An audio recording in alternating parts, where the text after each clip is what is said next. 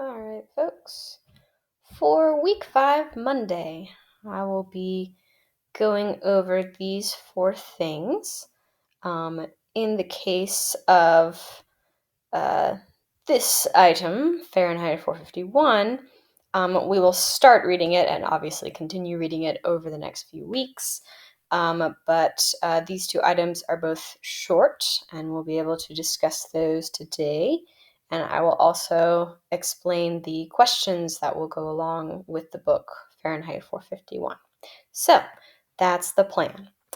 Now, the first question that I typically ask before starting Fahrenheit 451 is to see if anyone knows, if I have any aware history people in here, what form of technology became one of the predominant forms of mass media in the 1950s, which is when our book was written. And usually we get a few off-topic guesses throughout history. 1950s, well, that's too early for internet, that's too late for radio. So the one that really took over society starting in the 1950s was television. And Ray Bradbury, who wrote both this short story, The Pedestrian, and Fahrenheit 451 in the 1950s, was concerned about the effect that television had on people. So technically, both of these pieces of literatures are both of these pieces of literature are satire. He is taking a serious issue, the issue of technology controlling the general populace and people being kind of obsessed with technology. And he is providing a semi-unrealistic view at how technology might affect us so that we can potentially learn from the concerns that he had. He was quoted one time as saying, "I seek not to predict the future, I seek to prevent it." So he didn't necessarily think that all of the predictions that he makes in The Pedestrian and Fahrenheit 451 would come true. In fact, he hoped they would not. He was hoping to present a society that had become so technologically obsessed that, we would take it as a cautionary tale and learn from it. So these pieces have been described as satire. They've been described as dystopia, presenting, this world where, in an effort to make everything perfect and everyone happy, the exact opposite has occurred. So I'm sure you've probably read dystopia novels before or seen dystopia movies. Anthem is a common dystopia novel from author Ayn Rand. Divergent or Hunger Games, those are dystopia novels and movies. So anyways, that just kind of gives you a little bit of context there. So to give you an idea of how TV affects our life nowadays, at first I would like to acquaint you with some statistics upon quantity. So tried to figure out exactly how much TV people are watching, and obviously this statistic is now more complicated since many people are viewing television through streaming services rather than on cable TV. But AC Nielsen Company has reported that in 2016, the average American watched approximately 150 hours of TV every month at home, an all-time high. That is roughly 5 hours a day. Combined, that adds up to 2 months a year that you are spending on TV. Now, obviously, this is an average. That means there are many people who are watching less than 5 hours a day, but there are people who are watching far more. So, kind of scary to think about how much of our life might be consumed interacting with technology and media. The amount of time you spend consuming media, watching TV, surfing the web on a computer, using an app on your phone, listening to the radio, and so forth, continues to go up. Nielsen said that in 2015, Americans spent about 9.5 hours each day consuming content this way. In 2019, the average is 10 hours and 39 minutes. So, think about how much of your day you're awake for. And then thinking about the fact that you might spend over 10 hours of that day interacting with technology. And of course, right now, technology is the only way that you're able to get your education. The education system is perpetuating this issue, if you see it as an issue, being reliant on technology. So now it's safety, interacting in a technological way as opposed to in an in-person way. That is all about health and safety. So technology is indeed taking over, whether we want it to or not. All right. Another brief article before we get into the content for today. This is an interview with a neuroscientist from back in 2010. And he was specifically studying the influence that technology has on our brains. On a anatomical and chemical level, how is interacting with so much technology every day, how is that affecting our brains, especially the brains of younger people, since younger people, of course, are more likely than older people to have very constant exposure to technology. So, do, do, do, do, do.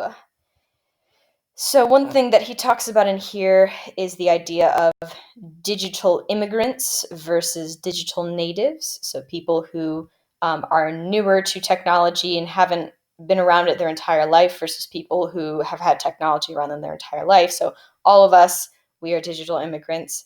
I've been surrounded by technology since I was a little baby, and I can't remember a time, when we didn't have some forms of technology that are very pervasive now. This little Q&A is the interview. Now, I'll warn you that the interviewer thinks that he's like really funny and makes a variety of really like cringy jokes while trying to interview the neuroscientist. So you'll probably hear me scoffing at the interviewer a little bit throughout my reading of this. But let's look at what the neuroscientist Gary Small, what he thinks about how technology is changing our brains. Okay, so first question. You claim technology has altered our brains. Explain how, but briefly, because my attention span isn't what it used to be. Brains are remarkable organs. They respond to all kinds of stimuli from moment to moment. And one principle that's important to grasp is that if we repeat a mental activity over and over again, the neurocircuits that control that experience will strengthen. If we neglect experiences, the circuits controlling those experiences will weaken. Because young people are spending so much time with technology, it's altering their brain neurocircuitry.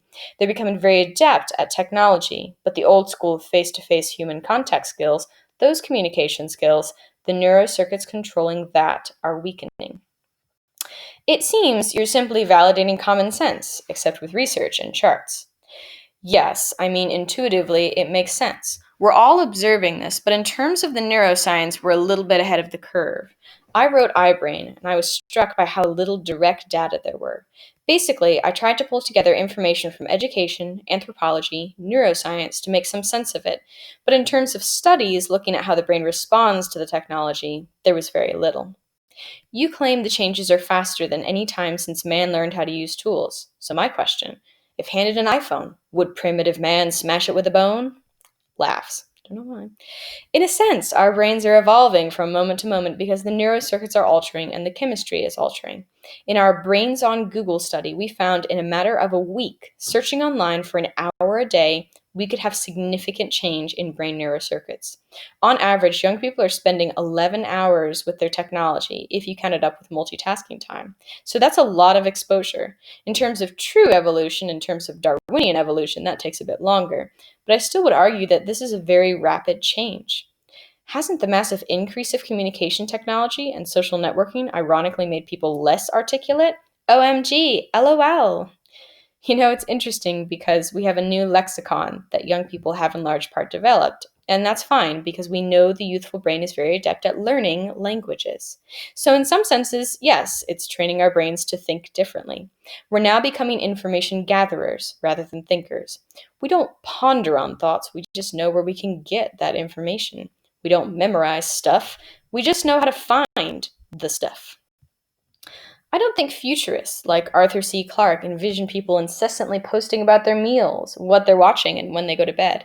Is preposterous self-absorption another result of the technology explosion? I think we're seeing that. I think with Twitter and IMing and the texting and social networking, basically what we're doing, we're pushing into high gear everything that is human, everything that we like. We like to be connected, so we're using these devices to stay connected, and that's fine.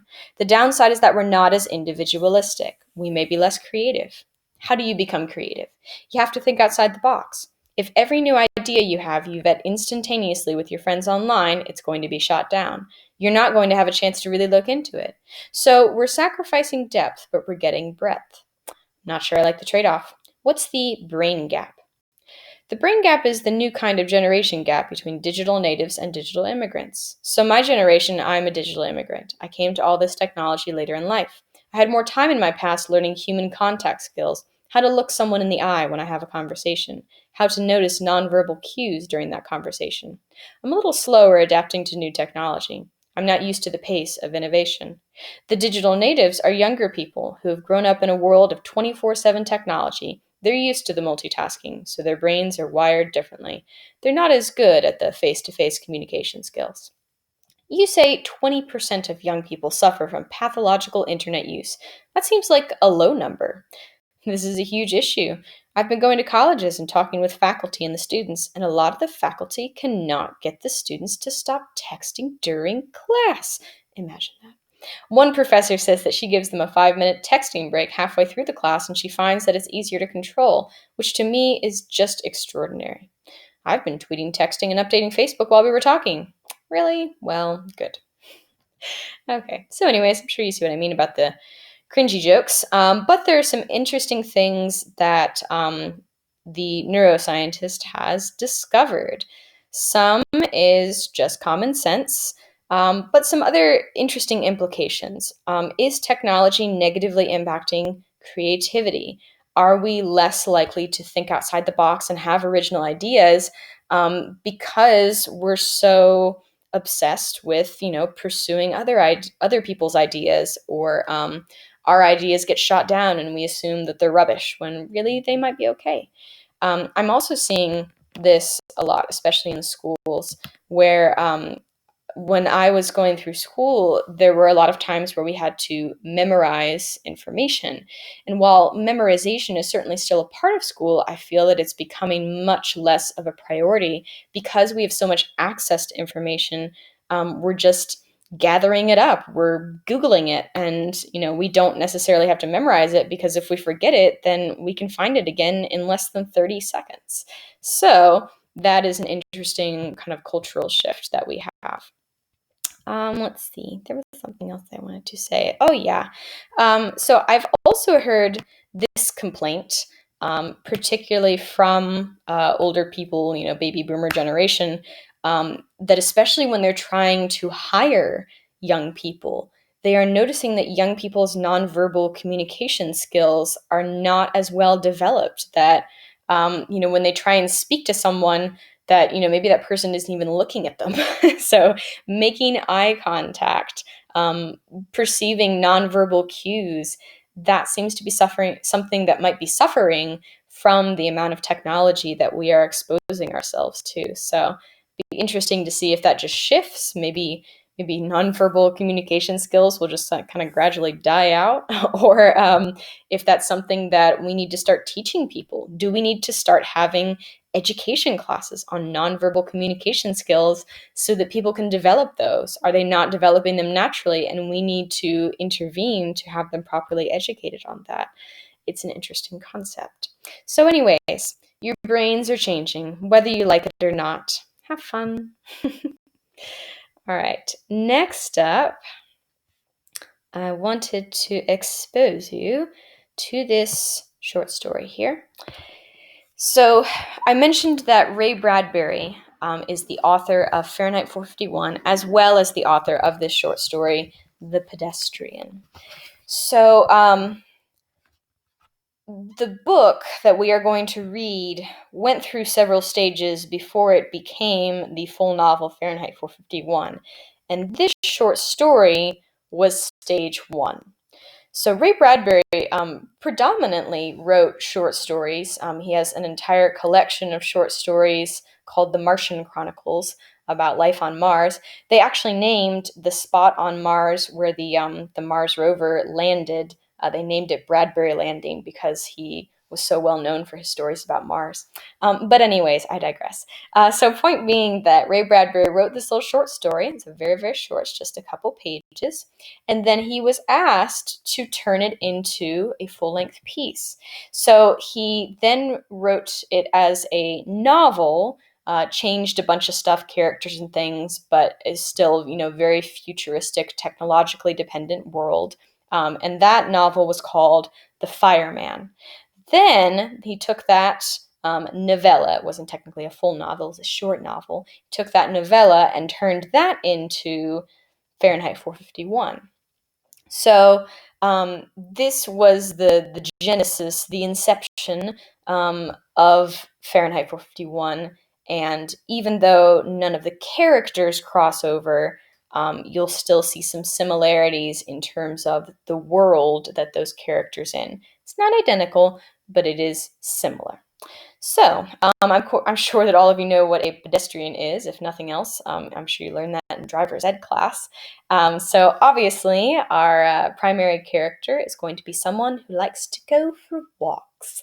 Another thing that I think is probably dying out as we become more technology obsessed. I mean, really, who has the time to just wander around and go for a walk? So boring. Rather watch Netflix. All right, so The Pedestrian by Ray Bradbury. To enter out into that silence that was the city at 8 o'clock of a misty evening in November, to put your feet upon that buckling concrete walk, to step over grassy seams and make your way, hands in pockets, through the silences, that was what Mr. Leonard Mead most dearly loved to do. He would stand upon the corner of an intersection and peer down long moonlit avenues of sidewalk in 4 directions, deciding which way to go. But it really made no difference. He was alone in this world of AD 2053, or as good as alone. And with a final decision made, a path selected, he would stride off, sending patterns of frosty air before him like the smoke of a cigar. Sometimes he would walk for hours and miles and return only at midnight to his house, and on his way he would see the cottages and homes with their dark windows, and it was not unequal to walking through a graveyard where only the faintest glimmers of firefly light appeared in flickers behind the windows. Sudden gray phantoms seemed to manifest upon inner room walls where a curtain was still undrawn against the night, or there were whisperings and murmurs where a window in a tomb-like building was still open. Mr. Leonard Mead would pause, cock his head, listen, look, and march on, his feet making no noise on the lumpy walk. For long ago he had wisely changed to sneakers when strolling at night, because the dogs in intermittent squads would parallel his journey with barkings if he wore hard heels, and lights might click on, and faces appear, and an entire street be startled by the passing of a lone figure, himself, in the early November evening. On this particular evening he began his journey in a westerly direction toward the hidden sea. There was a good crystal frost in the air. It cut the nose and made the lungs blaze like a Christmas tree inside.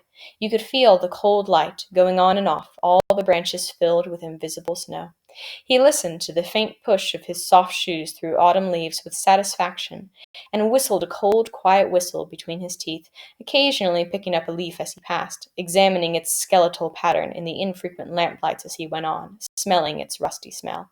"Hello in there," he whispered to every house on every side as he moved. "What's up tonight on Channel 4, Channel 7, Channel 9?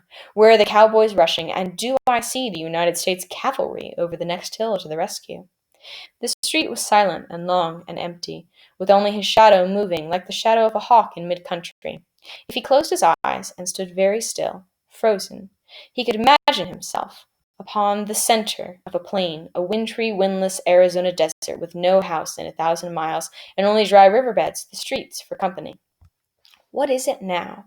he asked the houses, noticing his wristwatch. 8:30 p.m. Time for a dozen assorted murders, a quiz, a review, a comedian falling off the stage. Was that a murmur of laughter from within a moon-white house? He hesitated, but went on when nothing more happened. He stumbled over a particularly uneven section of sidewalk. The cement was vanishing under flowers and grass. In 10 years of walking by night or day for thousands of miles, he had never met another person walking, not once in all that time. He came to a cloverleaf intersection which stood silent where two main highways crossed the town. During the day, it was a thunderous surge of cars, the gas stations open, a great insect rustling, and a ceaseless jockeying for position as the scarab beetles, a faint incense puttering from their exhausts, skimmed homeward to the far directions. But now these highways, too, were like streams in a dry season, all stone and bed and moon radiance. He turned back on a side street, circling around toward his home. He was within a block of his destination when the lone car turned a corner quite suddenly and flashed a fierce white cone of light upon him. He stood entranced, not unlike a night moth, stunned by the illumination, and then drawn toward it. A metallic voice called to him.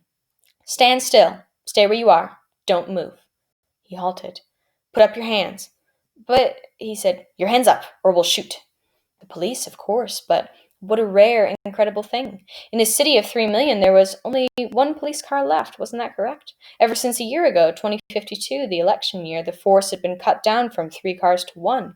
Crime was ebbing. There was no need now for the police, save for this one lone car, wandering and wandering the empty streets. "Your name?" said the police car in a metallic whisper. He couldn't see the men in it for the bright light in his eyes. "Leonard Mead," he said. "Speak up." "Leonard Mead. Business or profession?" "I guess you'd call me a writer?" "No profession," said the police car, as if talking to itself. The light held him fixed like a museum specimen, needle thrust through chest. "You might say that," said Mr. Mead. He hadn't written in years. Magazines and books didn't sell any more. Everything went on in the tomb-like houses at night now, he thought, continuing his fancy. The tombs, ill-lit by television light, where the people sat like the dead, the gray or multicolored lights touching their faces but never really touching them. "No profession," said the phonograph voice, hissing. "What are you doing out?" "Walking," said Leonard Mead. "Walking?"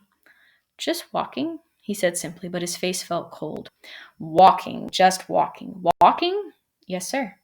"Walking where? For what?" "Walking for air. Walking to see." "Your address?" 11 South St. James Street. "And there is air in your house? You have an air conditioner, Mr. Mead?" "Yes." "And you have a viewing screen in your house to see with?" "No." "No." There was a crackling quiet that in itself was an accusation. "Are you married, Mr. Mead?" "No." "Not married," said the police voice behind the fiery beam. The moon was high and clear among the stars, and the houses were gray and silent. "Nobody wanted me," said Leonard Mead with a smile. "Don't speak unless you're spoken to." Leonard Mead waited in the cold night. "Just walking, Mr. Mead?" "Yes." "But you haven't explained for what purpose." "I explained. For air and to see and just to walk." "Have you done this often?" "Every night for years." The police car sat in the center of the street with its radio throat faintly humming. "Well, Mr. Mead," it said. "Is that all?" he asked politely. "Yes," said the voice. "Here." There was a sigh, a pop. The back door of the police car sprang wide. "Get in." "Wait a minute, I haven't done anything." "Get in." "I protest." "Mr. Mead." He walked like a man suddenly drunk. As he passed the front window of the car, he looked in. As he had expected, there was no one in the front seat, no one in the car at all. "Get in." He put his hand to the door and peered into the back seat, which was a little cell, a little black jail with bars. It smelled of riveted steel. It smelled of harsh antiseptic. It smelled too clean and hard and metallic. There was nothing soft here. "Now, if you had a wife to give you an alibi," said the iron voice, "but—" "Where are you taking me?" The car hesitated, or rather gave a faint whirring click, as if information somewhere was dropping card by punch-slotted card under electric eyes. "To the Psychiatric Center for Research on Regressive Tendencies." He got in. The door shut with a soft thud. The police car rolled through the night avenues, flashing its dim lights ahead.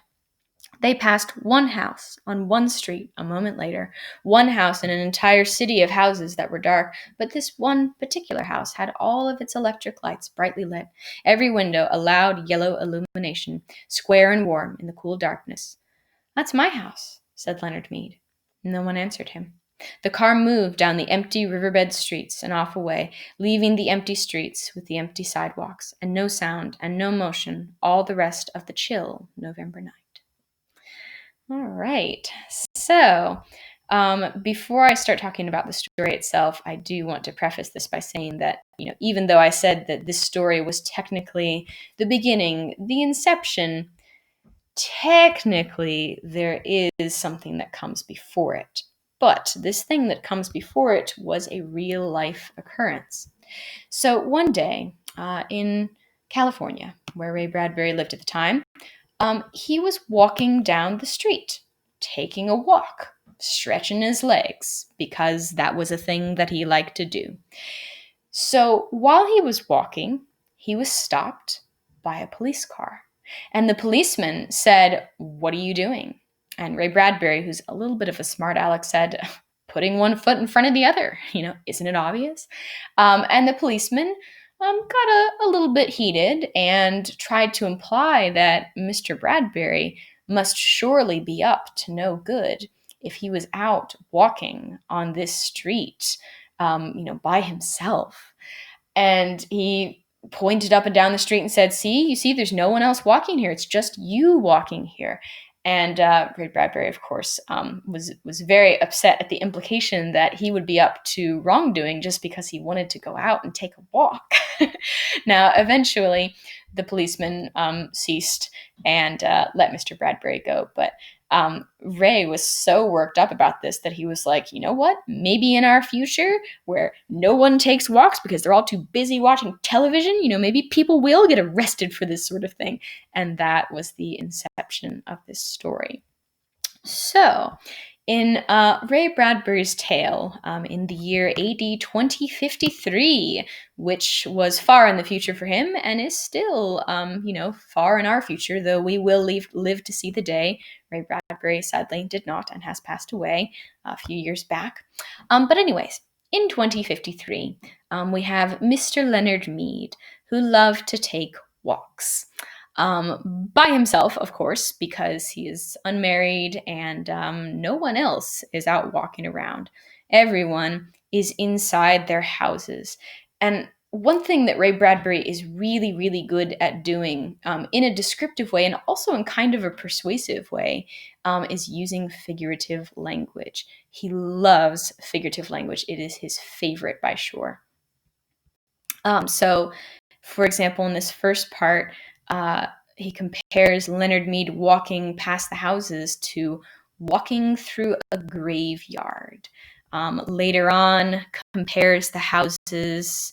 There you go. Compares the houses to tombs. So graveyard, tombs. It is as if the people who are sitting in their houses watching television are not even alive anymore. That they don't even have any, human lifelike qualities because it has been taken away from them by the televisions. These gray or multicolored lights touching their faces, but never really touching them. So, anyways, some interesting figurative language in there for sure. And we do see some future predictions. One real nice prediction that, gosh, I wish this had been true. The police force has been cut down drastically because people are so obsessed with technology, they aren't out committing crime anymore. So that would be awful nice. But unfortunately, that is not the case.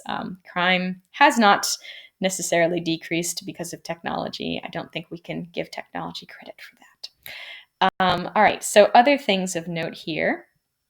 Mr. Mead, where is it? Yes, Mr. Mead has been arrested, but not for anything criminal. He is being taken to a psychiatric center, so the future's version of an insane asylum, I suppose. Psychiatric Center for Research on Regressive Tendencies. And if you're not familiar with the word regressive, it's basically the exact opposite of progressive. Progressive meaning moving forward, regressive meaning moving backwards. So Mr. Mead's activities, his lifestyle, it is seen as being regressive to the point where they suspect him of mental illness.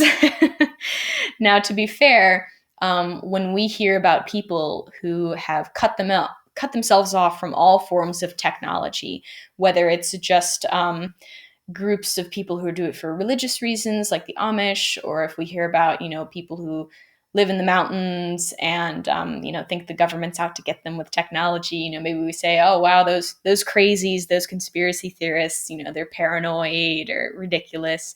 So to an extent, when we do encounter someone who doesn't embrace any form of technology, we are shocked and amazed. We are not quite to the point of putting people in psychiatric centers, but a life without technology, with absolute isolation from all forms of mass media, seems almost unimaginable in our world, to be sure. So, anyways. So that's the little short story that kind of gives us the foundation for Fahrenheit 51. Mr. Leonard Mead is not in Fahrenheit 51. Maybe he's still in the Psychiatric Institute. And like I mentioned, there are some differences in the society, but that's kind of where things started. Okay. So what I will do for any day where we are reading, this is probably the only book that I will read most of it with you, if that makes sense.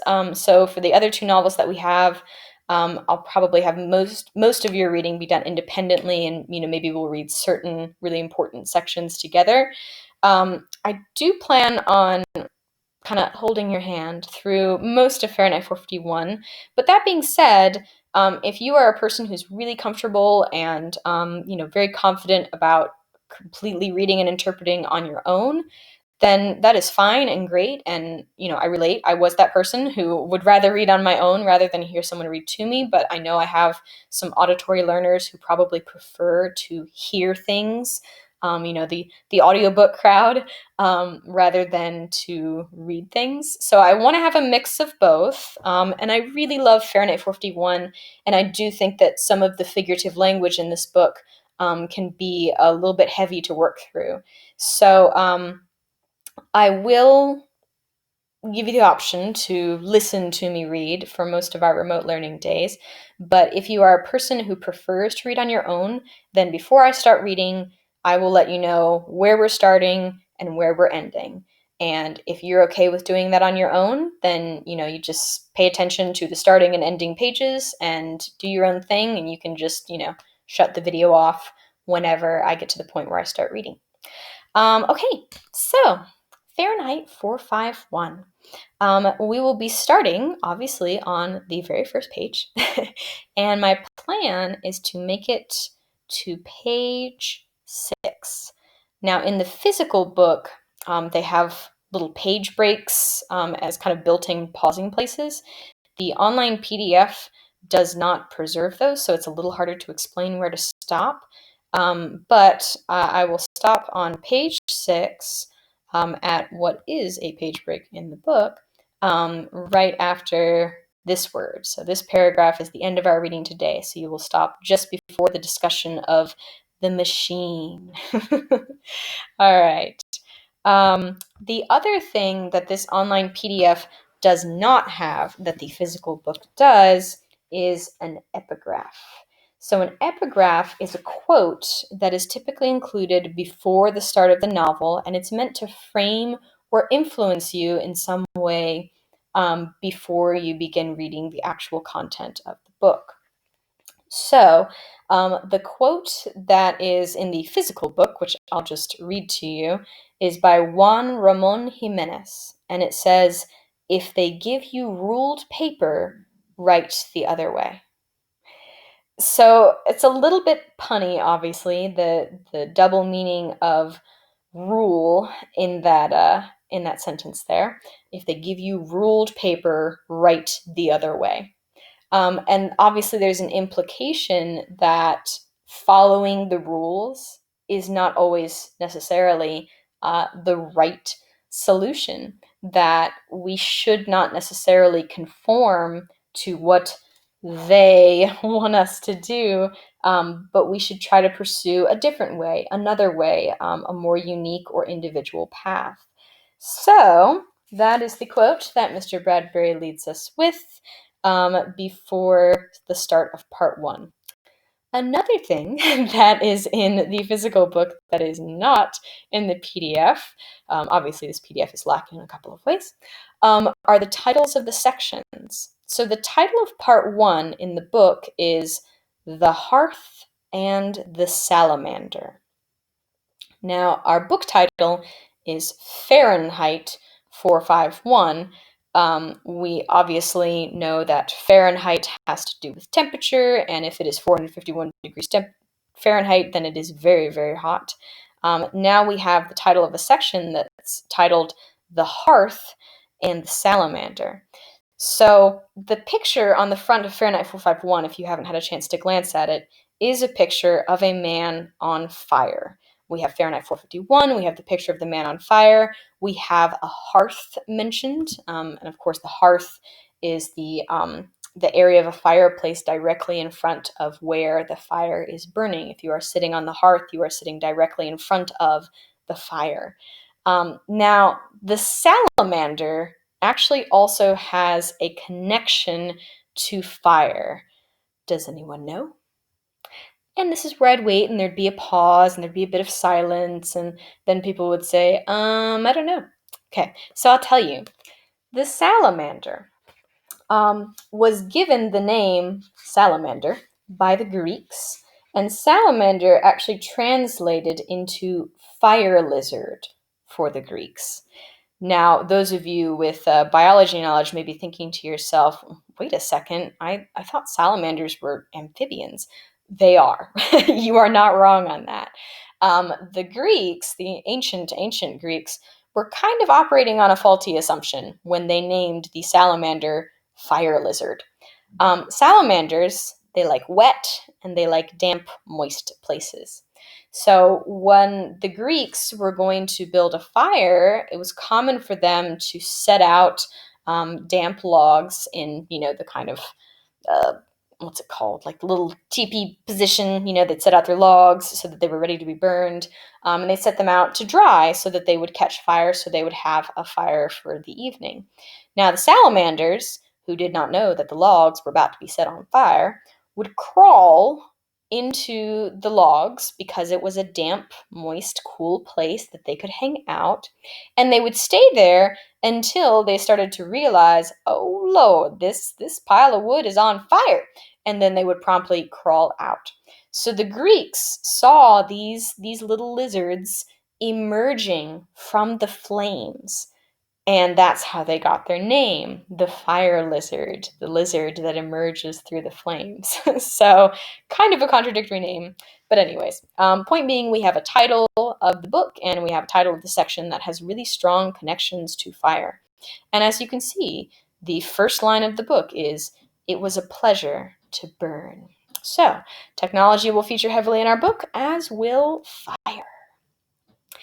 It was a pleasure to burn. It was a special pleasure to see things eaten, to see things blackened and changed, with the brass nozzle in his fists, with this great python spitting its venomous kerosene upon the world, the blood pounded in his head, and his hands were the hands of some amazing conductor playing all the symphonies of blazing and burning to bring down the tatters and charcoal ruins of history.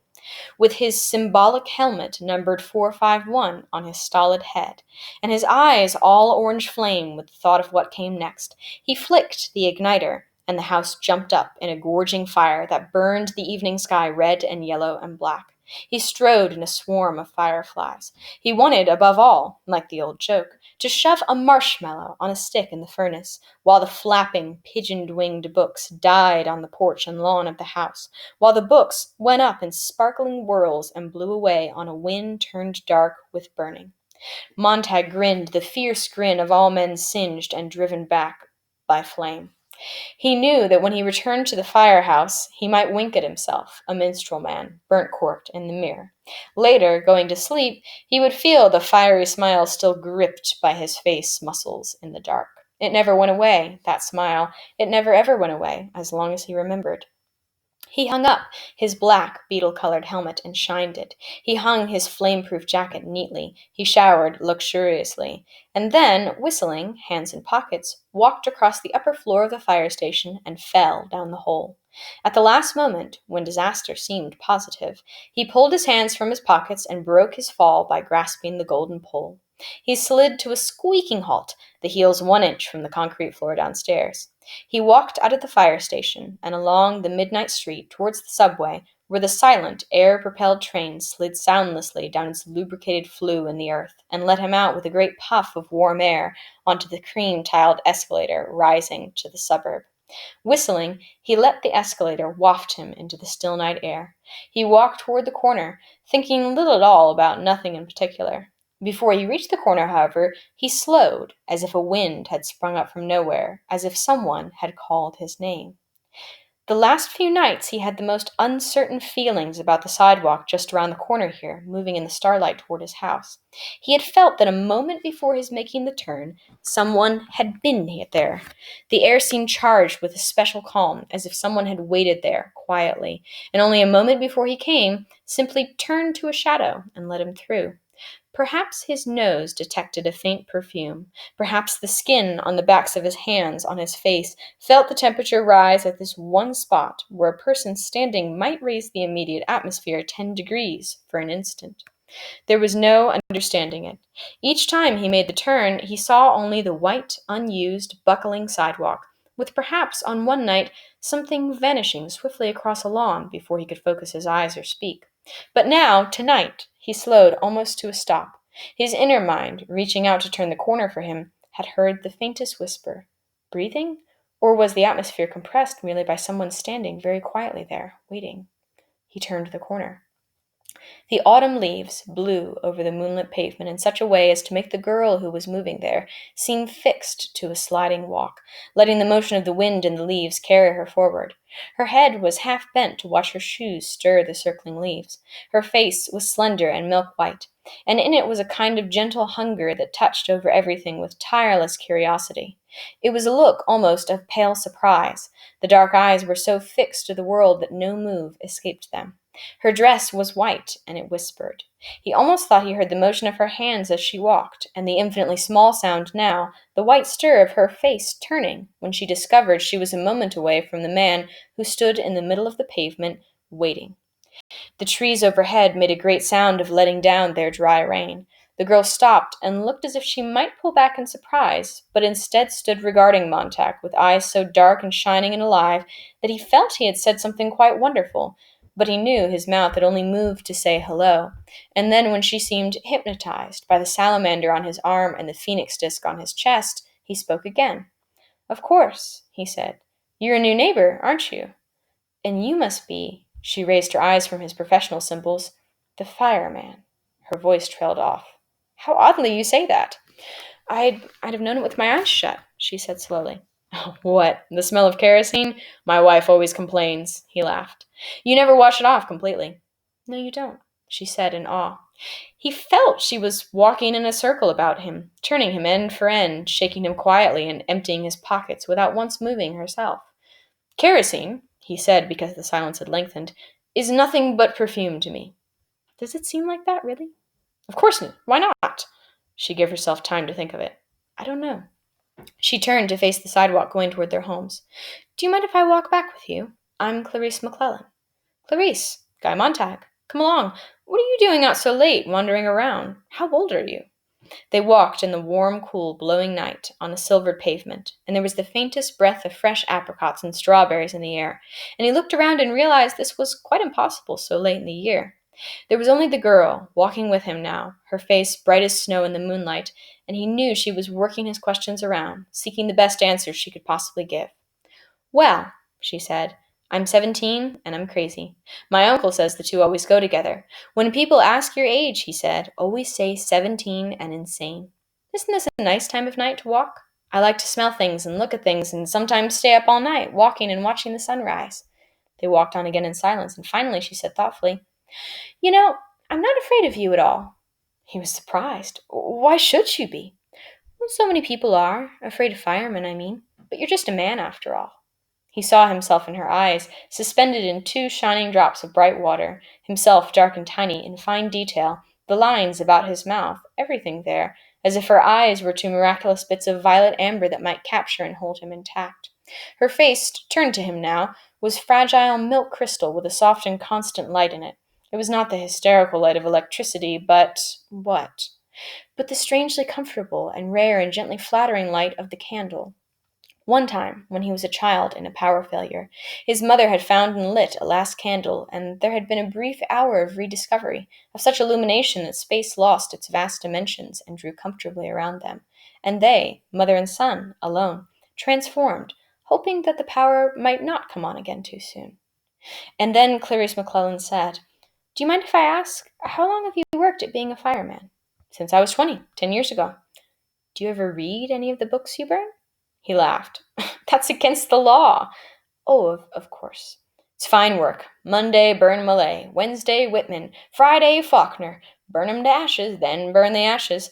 That's our official slogan." They walked still further, and the girl said, "Is it true that long ago firemen put fires out instead of going to start them?" "No. Houses have always been fireproof. Take my word for it." "Strange. I heard once that a long time ago houses used to burn by accident and they needed firemen to stop the flames." He laughed. She glanced quickly over. "Why are you laughing?" "I don't know." He started to laugh again and stopped. "Why?" "You laugh when I haven't been funny and you answer right off. You never stop to think what I've asked you." He stopped walking. "You are an odd one," he said, looking at her. "Haven't you any respect?" "I don't mean to be insulting. It's just I love to watch people too much, I guess." "Well, doesn't this mean anything to you?" He tapped the numerals 451 stitched on his char-colored sleeve. "Yes," she whispered. She increased her pace. "Have you ever watched the jet cars racing on the boulevards down that way?" "You're changing the subject." "I sometimes think drivers don't know what grass is, or flowers, because they never see them slowly," she said. "If you showed a driver a green blur, 'Oh yes,' he'd say, 'that's grass.' A pink blur, 'Oh, that's a rose garden.' White blurs are houses, brown blurs are cows. My uncle drove slowly on a highway once. He drove 40 miles an hour and they jailed him for 2 days. Isn't that funny and sad, too?" "You think too many things," said Montag uneasily. "I rarely watch the parlor walls or go to races or fun parks, so I've lots of time for crazy thoughts, I guess. Have you seen the 200-foot-long billboards in the country beyond town? Did you know that once billboards were only 20 feet long, but cars started rushing by so quickly they had to stretch the advertising out so it would last?" "I didn't know that." Montag laughed abruptly. "Bet I know something else you don't. There's dew on the grass in the morning." He suddenly couldn't remember if he had known this or not, and it made him quite irritable. "And if you look," she nodded at the sky, "there's a man in the moon." He hadn't looked for a long time. They walked the rest of the way in silence, hers thoughtful, his a kind of clenching and uncomfortable silence in which he shot her accusing glances. When they reached her house, all its lights were blazing. "What's going on?" Montag had rarely seen that many house lights. "Oh, just my mother and father and uncle sitting around talking. It's like being a pedestrian, only rarer. My uncle was arrested another time. Did I tell you? For being a pedestrian. Oh, we're most peculiar." "But what do you talk about?" She laughed at this. "Good night." She started up her walk. Then she seemed to remember something, and came back to look at him with wonder and curiosity. "Are you happy?" she said. "Am I what?" he cried. But she was gone, running in the moonlight, her front door shut gently. Okay, pause here for a sec so we can talk about the first few pages. We have some interesting things developing plot-wise, as well as some interesting predictions about how the future will look. So our main character is Mr. Montag, and Montag is his last name. His first name is actually Guy, G-U-Y. That's a less common first name nowadays, but it was a bit more common back in the 1950s. So Guy Montag, and as you probably noticed, as Clarice clarified to us, Montag is a fireman. Now, the obvious irony of Montag being a fireman is that in this first scene that's presented to us in the book, we very clearly see Montag setting this house on fire. So he's flicking an igniter, oh my god, I just lost the word. not matches, lighter. So they're referred to as igniters in the book. So he flicks a lighter and the house jumps up in a gorging fire. He's spraying kerosene upon the house through a brass nozzle. So the firemen's hoses seem to have been reimagined as spraying kerosene instead of water. He has a fireman's helmet. He has a fireman's uniform. And we should talk about this number before I forget. Fahrenheit 451. Obviously, that is a very intense temperature. It is not an atmospheric temperature. So now that we're seeing that this is the name of the book, this is the number that's on Montag's helmet, we obviously need to talk about why 451 degrees Fahrenheit is such a significant temperature. And the reason that it is so important has to do with these, the flapping, pigeoned-winged books. So Clarice and Montag's conversation reveals to us that books in this futuristic time period have become illegal. That firemen's purpose is actually to burn books rather than to, put out fires. So obviously, the house is going down with the books. Presumably, that is part of the punishment, perhaps, for having books. Your house gets burned down too. But the temperature, Fahrenheit 451, is the temperature at which book paper catches fire and burns. Ray Bradbury actually had to call a firehouse back in the 1950s to find out this information. And he was debating over whether to use Celsius or Fahrenheit, but he decided on Fahrenheit ultimately as the title of his book. So Montag's fireman unit have this number on their helmet and on their uniform as well. Okay, so let's talk about some figurative language. I told you that Ray Bradbury loved it. I'm sure you saw it. So obviously we do not have a literal python here, but the fire hose is being compared to a python spitting its venomous kerosene out. So it's like a spitting snake. We have the pigeoned-winged books, giving the books not human qualities, but definitely qualities of something living, comparing them to birds, the way their sad little pages are flapping as they are being burned on the porch and lawn of the house. Let's see, what else do we have here? Dun, dun, dun, dun, dun. Well, I guess the next thing that is of significance would be Clarice. So Clarice and Montag have never met before this night. She is a new neighbor. The way that she is first presented, it's like she's like some magical otherworldly fairy or something like that. A lot of people read her initial description about how beautiful she is and think that like Montag and Clarice are gonna like have a thing. Let me just go ahead and banish that thought from your mind. Montag and Clarice have a pretty significant age difference, for one thing. Also, Montag is married, and also he just doesn't see Clarice like that. And he talks more about that later in the book, but I don't want to wait until later for you to be like, okay, I guess he's not trying to get with the 17-year-old.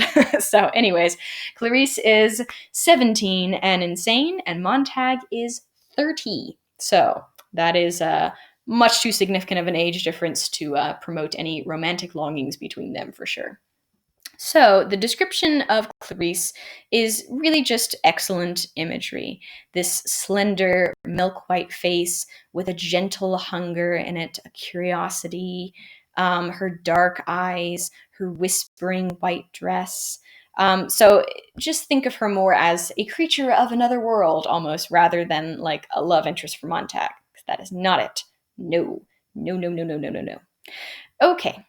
Anyways, the first thing that Clarice is hypnotized by are the salamander on his arm and the phoenix disc on his chest. So those are other professional symbols on Montag's uniform. So I've already mentioned how the salamander connects to fire and to flame.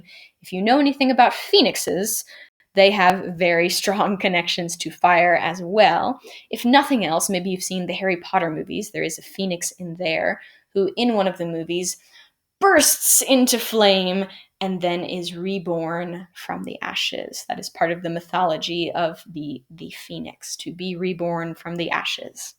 Okay, now, Clarice and Montag's initial interaction. We get the sense that Clarice is very different from people who Montag typically interacts with. A bit strange, and I mean, to be fair, she's probably not normal by our society standards either. She's a bit weird, a bit wonky, maybe a little bit of a hippie.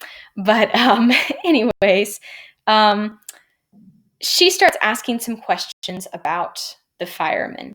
And these questions are for her edification, but they also serve to educate us about what this world is like. Do you ever read any of the books you burn? That's against the law. So that's the first indication that we have that Montag was not just burning the house in the previous scene, that the target was the books. And that gives us some clarification about his professional responsibilities. We get some more figurative language in this section, talking about the way that her face kind of glows like a candle. Candles, obviously a less technological form of light than electricity. So we see Ray Bradbury's preference for highlighting, kind of primitive forms of illumination as opposed to modern technological forms. And that's something that's pretty consistent throughout the book, this kind of prejudice against anything technologically associated. Okay, anyways, more about Clarice and their world. We see that in the future, cars drive fast. They drive so fast that billboards have been stretched out to stretch out the advertising, and no one knows what houses and cows and things look like anymore unless they see them in blurs. Now, to be fair, I don't know if I can really promote driving 40 miles an hour on the highway. I would probably be rather upset at someone who did that too. But putting someone in jail for 2 days because of it does seem like a bit of an extreme punishment. I mean, at most, I think someone who drove too slow on the highway would probably get a little talking to, maybe a fine. But we definitely haven't progressed to the point where we're criminalizing people who drive too slow. All right. Let's see. Other things from the last bit. So we talked about the billboards. Clarice definitely gives us an impression of being a observant and curious individual. She notices the dew on the grass, the man in the moon, these elements of the natural world that Montag doesn't have seemed to observe anymore. And then we start getting a few connections to our short story, The Pedestrian. When they reached her house, all its lights were blazing. So, blazing lights, the existence of much light at night, does seem to be characteristic of people who do not necessarily embrace technology, which of course is ironic since the lights are a form of technology. But if you're sitting around with all your lights on, you probably aren't sitting around watching television. So, Leonard Mead's house in the story The Pedestrian also had all of his house lights on, which of course is silly and impractical because, electricity bills and, the environment and stuff. But it does seem to be kind of a symbol of people who are interested in communication with other people instead of people who are taking in some form of technology. And of course, Clarice's uncle was arrested for being a pedestrian. So much like little Leonard Mead, who was arrested for being a pedestrian, although it does seem like her uncle hasn't been shipped off to the Psychiatric Center for Regressive Tendencies yet, so, that's good, I suppose.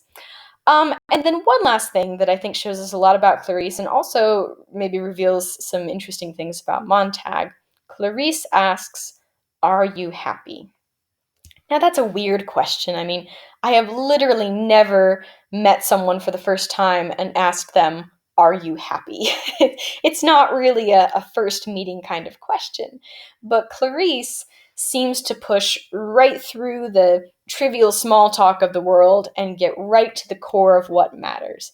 And I mean, ultimately, isn't that what matters? Happiness, life, liberty, and the pursuit of happiness. That's what we care about. Okay, so picking up at Montag's thoughts about happiness. Happy of all the nonsense. He stopped laughing. He put his hand into the glove hole of his front door and let it know his touch. The front door slid open. Of course I'm happy. What does she think? I'm not? He asked the quiet rooms. He stood looking up at the ventilator grill in the hall and suddenly remembered that something lay hidden behind the grill, something that seemed to peer down at him now. He moved his eyes quickly away. What a strange meeting on a strange night. He remembered nothing like it save one afternoon a year ago when he had met an old man in the park and they had talked. Montag shook his head. He looked at a blank wall. The girl's face was there, really quite beautiful in memory, astonishing in fact. She had a very thin face like the dial of a small clock seen faintly in a dark room in the middle of a night when you waken to see the time and see the clock telling you the hour and the minute and the second, with a white silence and a glowing, all certainty and knowing what it has to tell of the night passing swiftly on toward further darknesses, but moving also toward a new sun. What? Asked Montag of that other self, the subconscious idiot that ran babbling at times, quite independent of will, habit, and conscience. He glanced back at the wall. How like a mirror, too, her face. Impossible. For how many people did you know that refracted your own light to you? People were more often, he searched for a simile, found one in his work, torches, blazing away until they whiffed out.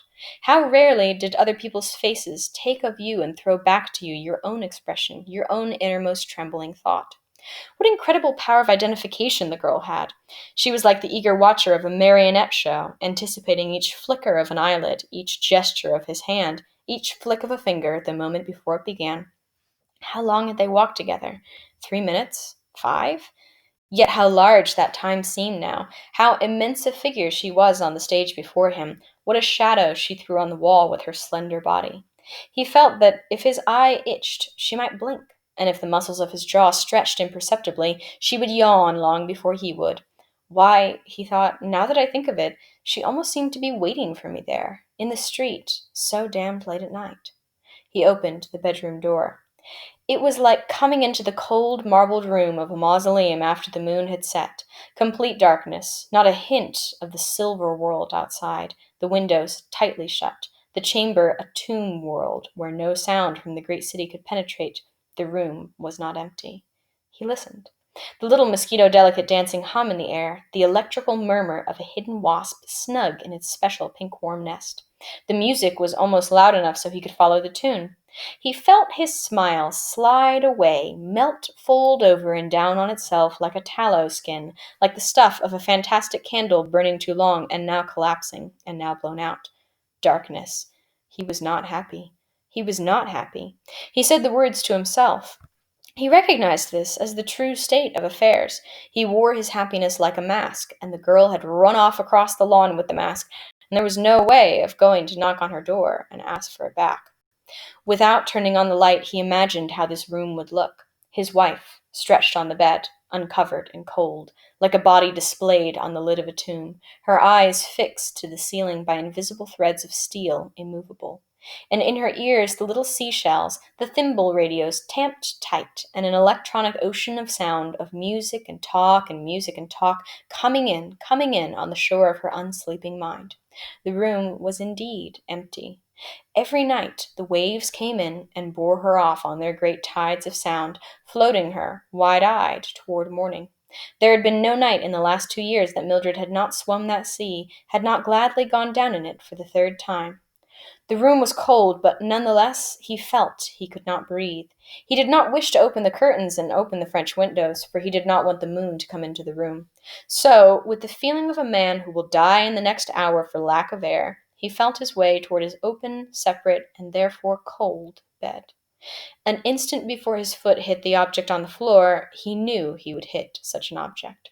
It was not unlike the feeling he had experienced before turning the corner and almost knocking the girl down. His foot, sending vibrations ahead, received back echoes of the small barrier across its path even as the foot swung. His foot kicked. The object gave a dull clink and slid off in darkness. He stood very straight and listened to the person on the dark bed in the completely featureless night. The breath coming out of the nostrils was so faint it stirred only the furthest fringes of life, a small leaf, a black feather, a single fiber of hair. He still did not want outside light. He pulled out his igniter, felt the salamander etched on its silver disk, gave it a flick.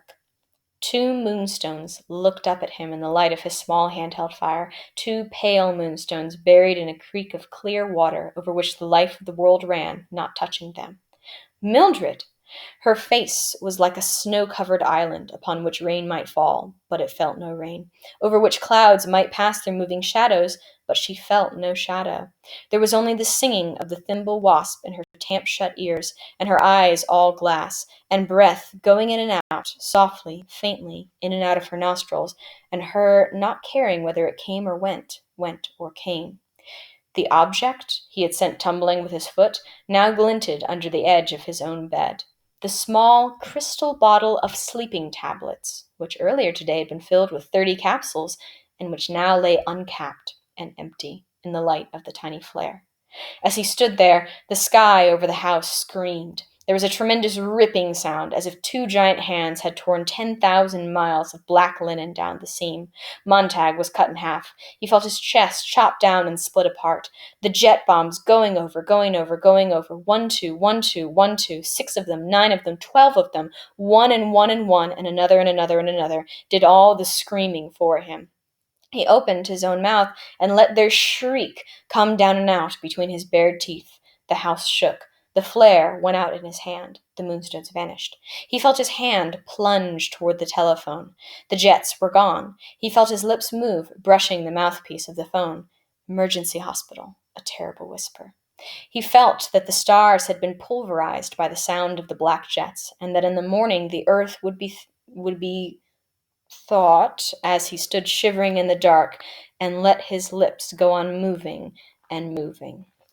All right, and that's where I'm gonna stop. Sorry I stumbled a bit there. I'm pretty sure that's actually not the word that is in the original book. Some of the words of the PDF have been a little lost in translation. Trying to see if I can find the original one. Let's see. Felt the stars from pulvers in the morning recovered. Oh, interesting. In the morning, the earth would be covered with their dust like a strange snow. That was his idiot thought as he stood shivering in the dark. Wow, cut out like half of a sentence there. All right, well, hopefully the PDF doesn't do that too much. But anyways, point being, Montag is a little stressed right now. So let's try and work through what actually physically happened in this scene here, because there's so much figurative language going on. It's easy to kind of get lost in the description. So Montag gets home. He walks through his front door, and just notice the subtle little indications of technology everywhere. Put his hand into the glove hole of his front door and let it know his touch. So we have phones now that will use our fingerprint to open, but Montag's whole house is, touch sensitive, doesn't even have to use a key. Anyways, so of course I'm happy is his first thought. I mean, in general, I think most of us would have the same reaction unless we are, really actively involved in self-examination of our life and we know that we're in a bad situation. Most of us would say, well, yes, of course. I have a career, I have a wife, I have all the things. Of course I'm happy. As he thinks more about it, he thinks about the girl's face and compares her face to several things. So the first one in the previous scene was a candle. Then he compares her to a small clock. And then he compares her to a mirror. Now, the image of the mirror, the symbolism of the mirror is going to recur throughout the book. The idea that sometimes you can look into someone's face or you can look into something, and the mirror not only shows you your own physical reflection, it shows you something about yourself. And Montag, after looking into this mirror, starts to realize that he is not happy and that something is wrong in his life. And I mean, honestly, even if he hadn't told us, just the description of his bedroom, it does seem like something is startlingly wrong. He compares his bedroom to a mausoleum, again, a tomb. This imagery of a dark, cold place where only the dead reside. It doesn't seem like a happy place. Now, I want to break down what this is, this little mosquito delicate dancing hum in the air, the electrical murmur of a hidden wasp. Okay, we do not actually have any bugs in this room. Okay, so the mosquito sound, the wasp sound, it's describing the sound of music when you hear it through someone else's headphones. So I'm sure you've probably, had that experience before where, you can't quite hear the music, you can't hear the tune, you don't know what the song is, but you can hear that kind of electronic buzzing sound that lets you know that someone else is listening to music. So in this case, we have Montag's wife, Mildred, and it says, in her ears, little seashells. And think of that as like the brand name of the headphones that Ray Bradbury imagined in the future. And of course, when we're thinking about accurate predictions, I think he got this one pretty spot on, because of course, in the 1950s, there weren't a whole lot of headphones going on, let me tell you. And I mean, if they were, they were ginormous and, obviously everything connected with a cord. But here, Mildred is receiving this radio program, this electronic ocean of sound and music and talk. And these little headphones are just tiny little wasp size electronic devices that are stuck into her ears. I mean, essentially what he's describing is like AirPods here. So that was indeed an accurate prediction. Even when I first started teaching this book like 10 years ago, most headphones still had cords. We didn't have a whole lot of wireless headphones going on, and definitely not tiny ones that would fit into your ears, without any sort of wires attached to them. So his prediction on this point has become more accurate by the year. Okay, so Montag walks into his bedroom. It's dark. It's cold. Mildred is lying there listening to her music. They have separate beds.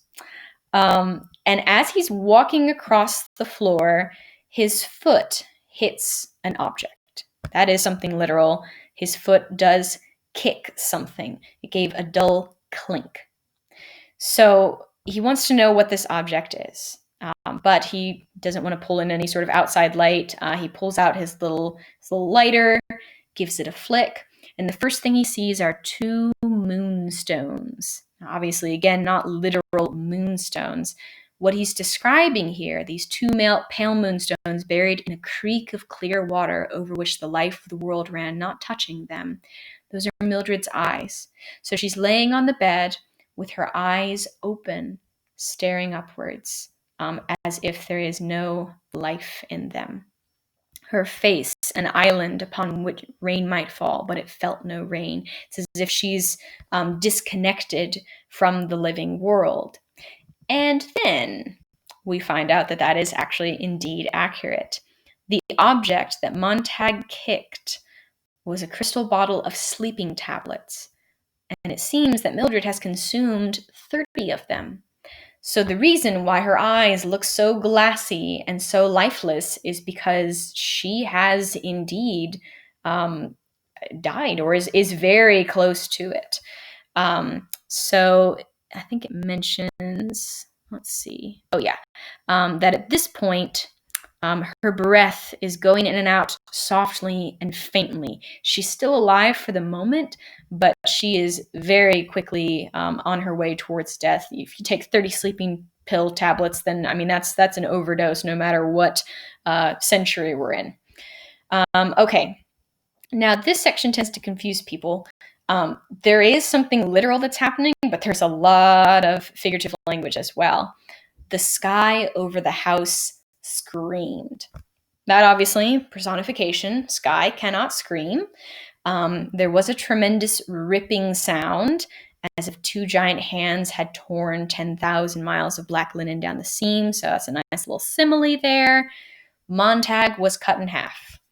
That is a metaphor. Montag has not literally been cut in half. He has not been chopped down and split apart. the sound that is going on, and the sound is real, the sound is there, though it is not the sky, is the sound of planes, the sound of jet bombers. If you've ever seen, maybe for July 4th celebration or something, the sound those planes make as they move through the sky, it does kind of sound like, something's being torn apart. It's so, so, so loud. So when Montag hears this screaming sound above his house, he screams too. And that's when he calls the emergency hospital. So Montag is having an interesting night so far. That is where we will leave him for now. I think I have definitely exceeded. Oh, yeah. So lots and lots of stuff on this first day. Sorry it was so long. But the last thing that I just want to mention is the Fahrenheit 451 questions. So very briefly, at this point, you can only answer questions 1 through 7 based on what we read today. I don't recommend saving all the questions for later, but up to you on whether you want to start those today. I usually find it's best to just, get them done while it's fresh on your mind. But your call. The entire set of questions is not due until September 30th, so you got some time on that. Now, the last 2 questions, I don't recommend attempting at this point. They are textual evidence questions, and you will want to be able to pull textual evidence from possibly multiple places throughout the book. So even though we have read this part where Clarice tells Montag that he was arrested for being a pedestrian, that her uncle was arrested for being a pedestrian, you may not understand enough about Montag's society to provide an intelligent answer that uses adequate textual evidence from the book for that. So wait on that. And even though we have just seen Mildred's suicide attempt, we have no idea for what reason that occurred. So wait on those questions for now. And yeah, I think that's about all I have to say. Okay, long lesson. So sorry. Hopefully the reading and discussion was helpful to you if you stuck around for